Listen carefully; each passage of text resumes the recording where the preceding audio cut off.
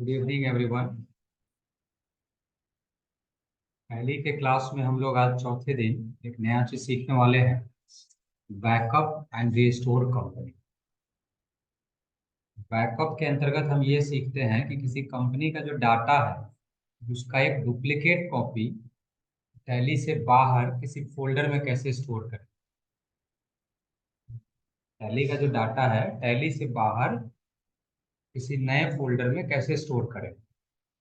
इसका उपयोग ये होगा कि इनकेस कभी टैली सॉफ्टवेयर क्रैश होता है, करप्ट हो जाता है, फिर जब नया टैली डालेंगे तो सारा डाटा उड़ गया रहेगा।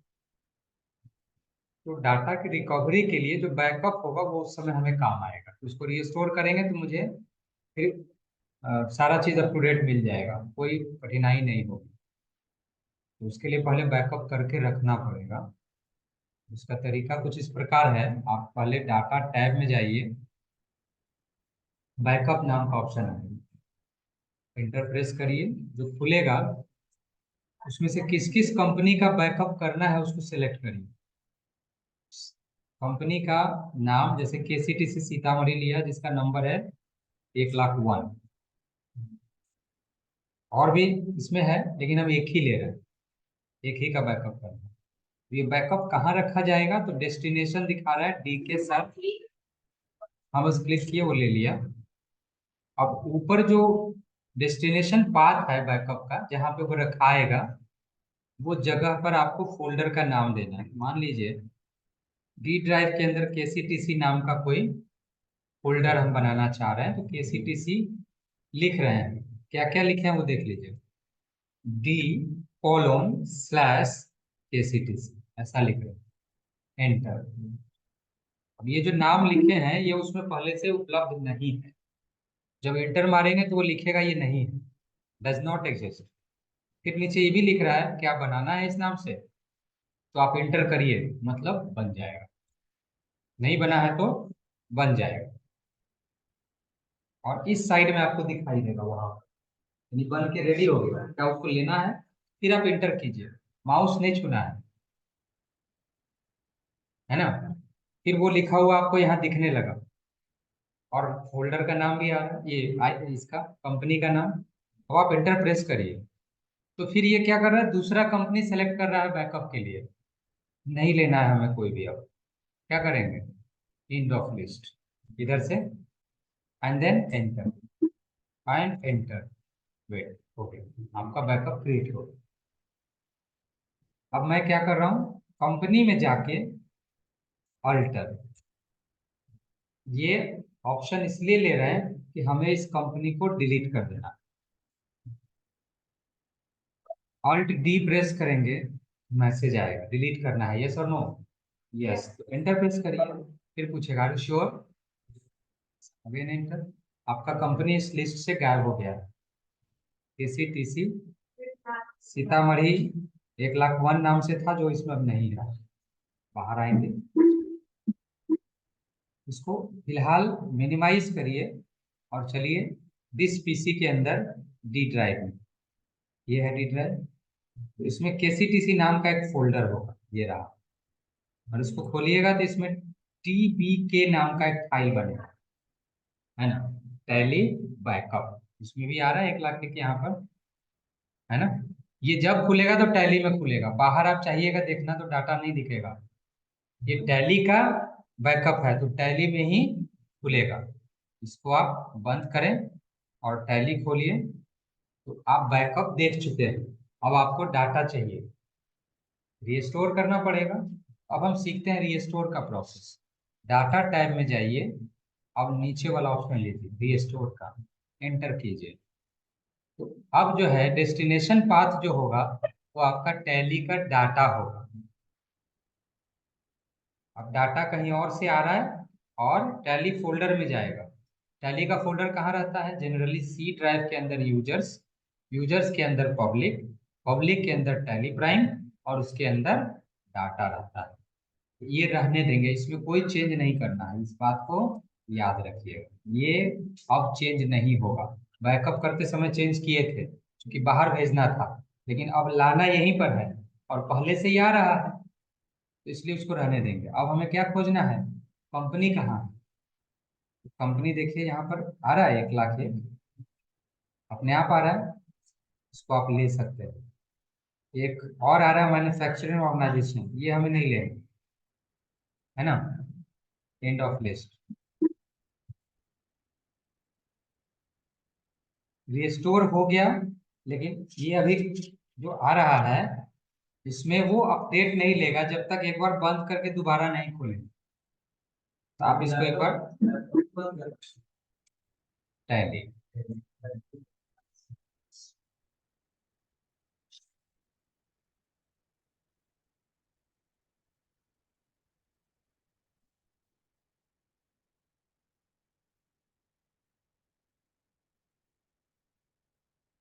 आया ना।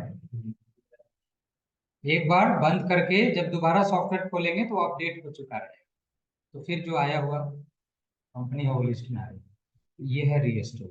यह काम अक्सर अकाउंटेंट को रोज कम से कम 2 बार बैकअप और रीस्टोर ऑन डिमांड, जरूरत के हिसाब से, क्योंकि वो बैकअप करके बस हम उसी फाइल पर अपडेट करते चलते हैं। मान लीजिए हाफ टाइम तक जो भी काम किया, हाफ टाइम तक जो भी हमारा काम हुआ उसका हमने एक बैकअप बना के सेव कर लिया। फिर शाम को ऑफिस बंद होने से पहले जितना एंट्री हुआ उसको बैकअप बना के छोड़ दिया। कल आएंगे, टैली में तो डाटा है ही, हम जानबूझ के डिलीट नहीं करने जाएंगे, काम करते रहेंगे।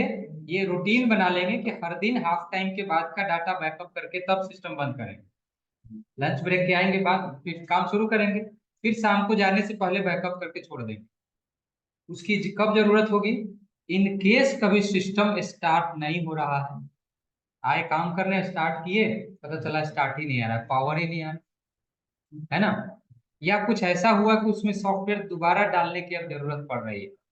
जैसे ही सॉफ्टवेयर दोबारा डालने की बात आएगी, समझ लीजिएगा कि आपको आपका डाटा उड़ने का अब 100% चांस हो गया है, आपको दोबारा अब काम करना पड़ेगा। बैकअप अगर किया रहेगा तो आप एकदम निश्चिंत रहेंगे, कोई दिक्कत नहीं। तो जब सॉफ्टवेयर दोबारा डालेंगे तो उस दूसरे ड्राइव में जो आपका डाटा है वहां से फटाफट आप रिस्टोर कर, तब वो रिस्टोर करेगा उस समय। लेकिन प्रोसेस तो आना चाहिए, इसलिए रिस्टोर ट्रायल का चीज नहीं है जनरल डे, लेकिन बैकअप रोज करना होता है, वो भी कम से कम 2 बार, एक लंच ब्रेक से पहले और एक क्लोज होने से पहले, 2 टाइम डेली। क्योंकि क्या चाहिए, मान लीजिए आप 4 दिन बैकअप नहीं किए, ठीक है, और आज सुबह आए तो कंपनी आपका कंप्यूटर स्टार्ट ही नहीं हो रहा है, या टैली जैसे ही स्टार्ट किया तो एरर आना शुरू हो गया, वो किसी कंपनी को नहीं खोलने दे रहा है। उस समय क्या सोचिएगा आप? आपके मन में क्या चल रहा होगा? डिलीट कर देते हैं, दोबारा इंस्टॉल कर लेंगे। तो जो काम किए थे 5 दिन वो बनाइए फिर से 5 दिन बैठ के। वो रिसाइकिल बिन में नहीं जाता है, वो डिस्ट्रॉय हो जाता है, वो कहीं नहीं। अब बैकअप बैकअप की जरूरत तब पड़ेगी जब वो ऐसा सोच रहे हैं ना कि 4 दिन तक निश्चिंत हैं, 5वां दिन कंप्यूटर बता के थोड़ी कहेगा कि मैं थोड़ा खराब हो जाऊं, ऐसा तो नहीं करेगा। वो अचानक बंद होगा तो बंद ही रह जाएगा, या टैली स्टार्ट किया एक बार बंद हुआ और उसके बाद पता चला इरादा शुरू हो, उस समय आपको याद आएगा बैकअप कर लिए होते तो चिंता नहीं रहता। तो इसलिए हम पहले से हैबिट बना के रखते हैं कि हर डे में एक बार हाफ टाइम के समय और एक इवनिंग के समय बंद करते समय, ये करके रखेंगे तो निश्चिंत रहें। क्लियर, अगर किसी को मेल भी करना रहेगा फटाफट फाइल को सीधे अटैच करेंगे ईमेल में और शेयर कर देंगे, जहां जो कंपनी वाले होंगे वो अपना वहां से देख लेंगे। समझ गए, ये चीजें।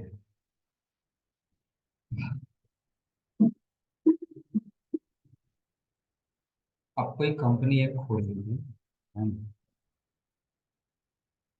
इसमें एक दो चीज और होता है, कुछ भी आप काम अगर कर रहे हैं टैली में, अगर उस डाटा को कहीं भेजना है तो डाटा को आप 2-3 तरीके से भेज सकते हैं। एक, अगर वो डाटा दूसरी जगह टैली में ही खुलने वाला है तो उस डाटा का टाइप XML फॉर्मेट हो, ऐसा होगा XML, है ना।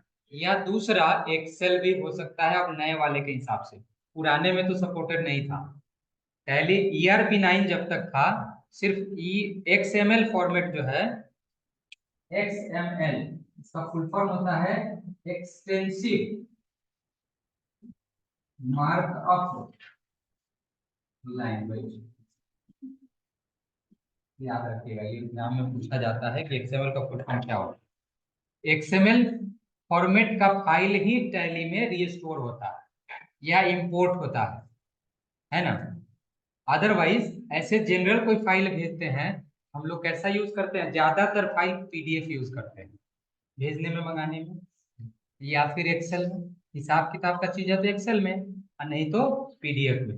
एक्सेल में भेजने का मतलब है कि वो फाइल चेंज भी हो सकता है, लेकिन PDF में भेजने का मतलब वो चेंज नहीं होगा। ज्यादातर हम लोग एक्सेल और PDF दो यूज करते हैं, लेकिन ऐसे हम चाहे तो XML में भेजेंगे तो वो दूसरे टैली में भी रिस्टोर हो जाएगा। लेकिन अब इस टैली में एक्सेल वाला भी रिस्टोर हो जाता है, ये चीज नया ऐड हुआ है, इससे पहले ये चीज नहीं था। तो हम अगले दिन आपको रिस्टोर, ये एक्सपोर्ट करना और इंपोर्ट करने का प्रोसेस भी लिखवा दें। टैली से कोई डाटा बाहर कैसे जाएगा, और कोई भेजा है तो उसको टैली में कैसे लेंगे। जैसे किसी ने अपने टैली में कुछ एंट्री किया है ना, और आप चाहते हैं कि वही एंट्री मेरे कंप्यूटर में भी आ जाए, है ना, तो वो पूरा कंपनी का बैकअप नहीं देगा, वो सिर्फ एंट्री देगा। क्योंकि कंपनी का बैकअप भेजेंगे तो सारा चीज जाएगा, और आप चाहते हैं कि 1 महीने का रिपोर्ट सिर्फ हम भेजें, हम पूरा साल का रिपोर्ट उसको नहीं देना चाहते हैं। हम 1 महीने का रिपोर्ट बना के अगर उसको XML में भेज देंगे तो वो रिस्टोर करके या इंपोर्ट करके टैली में 1 महीने का रिपोर्ट देख सकता है, और उसको टाइप करने की, फिर से उसको एंट्री करने की कोई आवश्यकता नहीं है। ये बेनिफिट होगा उसको। तो अगले दिन का ये टॉपिक है, ठीक है। चलिए।